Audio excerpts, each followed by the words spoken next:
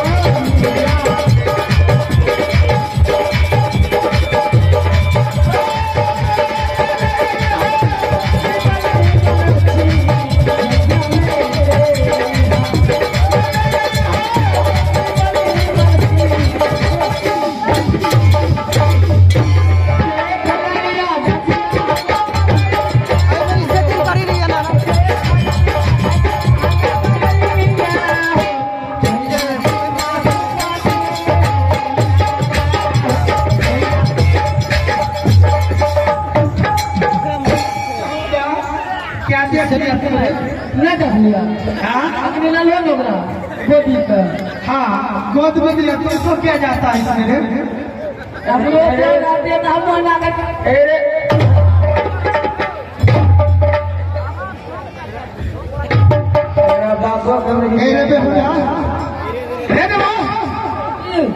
ऐसा कहा अब रानी अगर दे चुकी है चल चलो भाई जंगल। हाँ तो अपना बॉस अब मिल लो, हम अपना बॉस मिल लिए। तुम नहीं मिलेगा, हम नहीं मिल। कैसे मिलेगा तुम? अरे बेटा तुम्हारा परिवार तो तैयार में है, फोन से बात करेगा। गड़िया चल गया। हाँ यार लगन के लेते किसके पास यार लगो हम मेला देखेंगे। अरे तुम बात करेगा? नहीं कर लो चला। अच्छा चलने की तैयारी है, चल ठीक है। ये भाई अगर दोनों भाई का मर्जी हो गया है तो आराम से जगह की तैयारी करते हैं। चलो मास्टर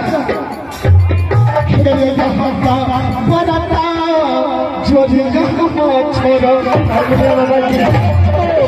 सुनियो रहिया जंगल को रुकले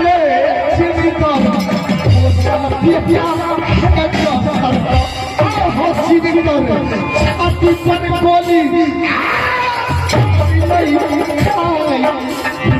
पेटा गए हवा के चले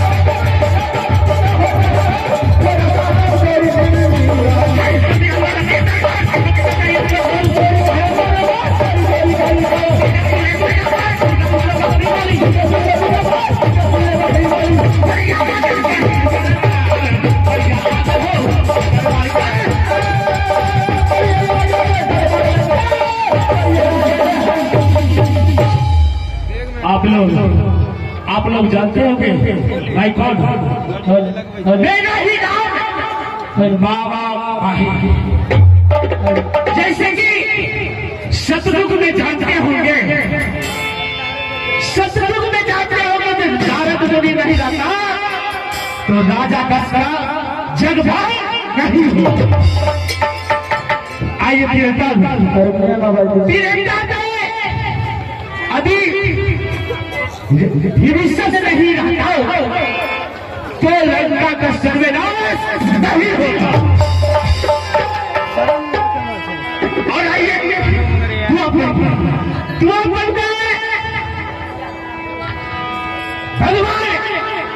नारद भगवान नहीं रहते तो शिव भगवान का विवाह नहीं होता। उसी प्रकार से आज कलयुग में स्वयं में बाबा मेरा ही नाम है बाबा माहिर और मेरा है कीला हुआ लगता है।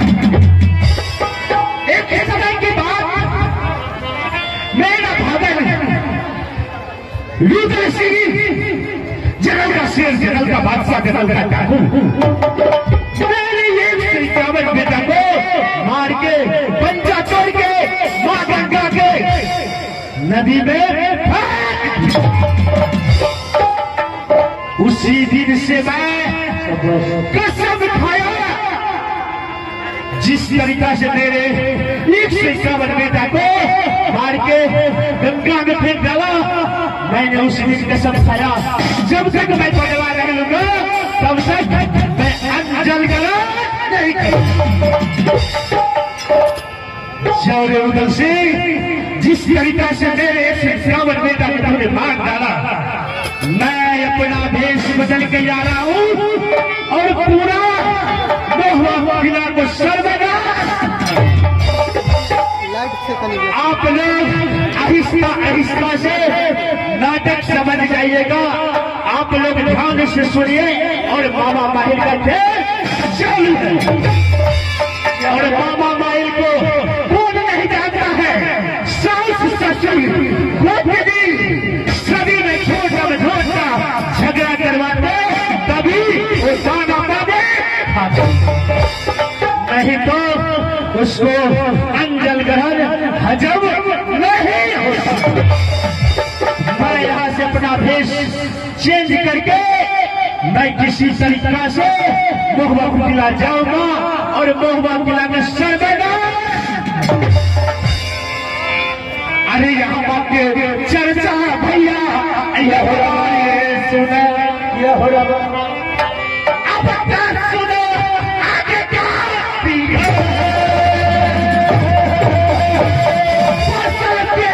छोरी हाय राजपुत्र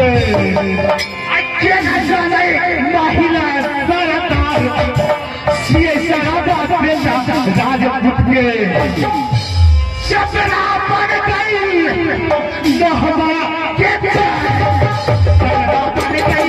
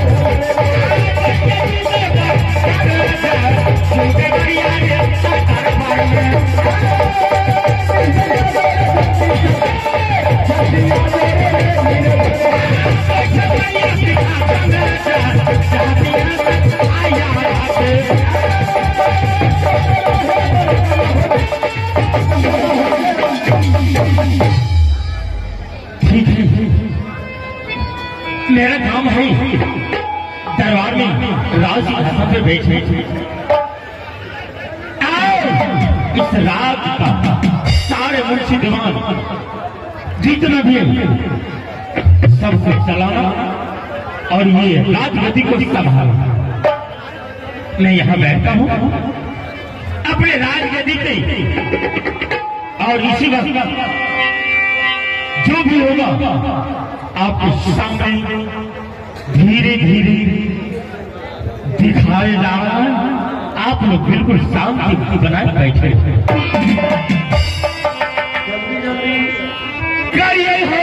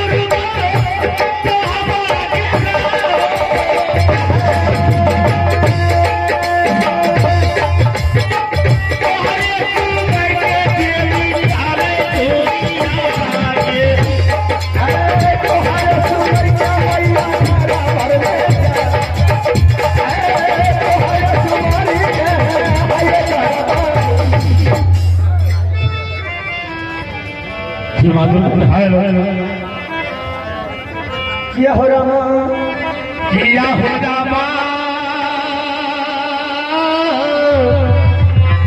किया हो सीताराम, आजा में रामा के जतरा बना नहीं होगा।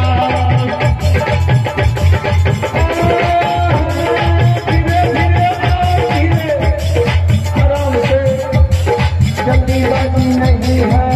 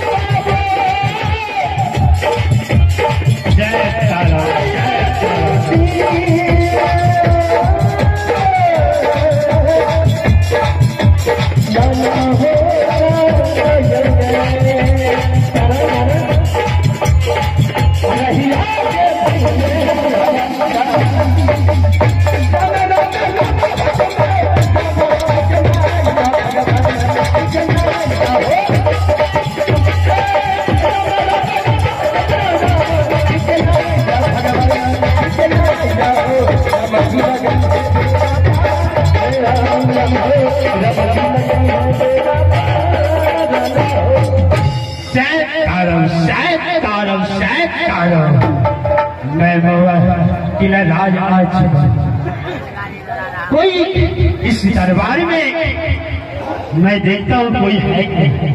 शायद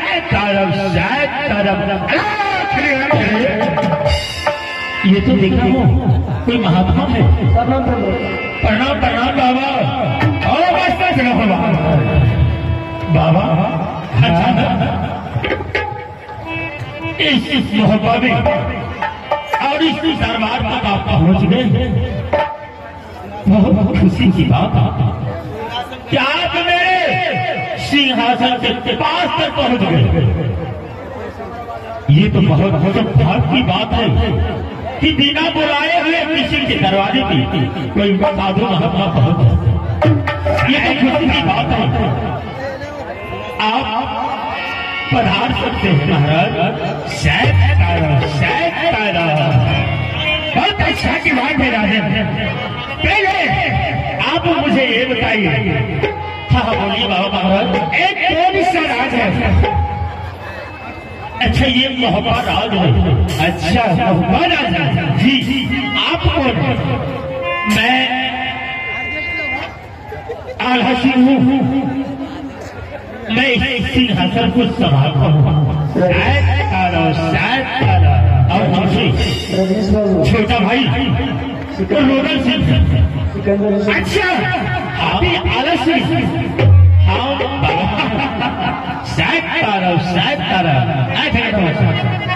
बोलिए आप इस दरबार में आपके लिए मैं क्या सेवा करूँ? सबसे पहले आप पधारिए मेरे सिंहासन। मैं तो आसन करें तो करूंगा, लेकिन आप मुझे नहीं जानते हैं। मेरा ही कुछ क्या गोरखपुर धाम है। अच्छा गोरखपुर से आप आए? शायद